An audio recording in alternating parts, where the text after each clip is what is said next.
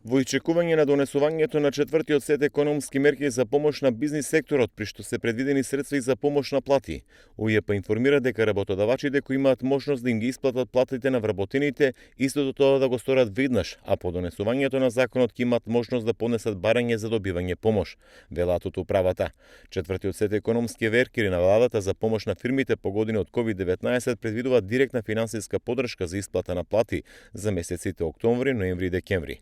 Овој предлог закон е во собраниска процедура и додека не се донесе, фирмите не може да аплицираат за добивање помош.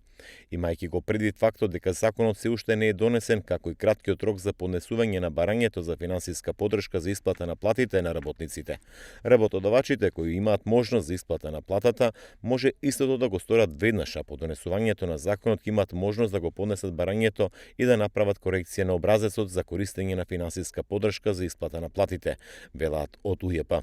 Барањето за финансиска поддршка на работодавачите за исплата на плати ќе се поднесува до УЈП преку системот Е-даноци, а УЈП во рок од 3 дена ќе ја провери и потврди комплетност на барањето.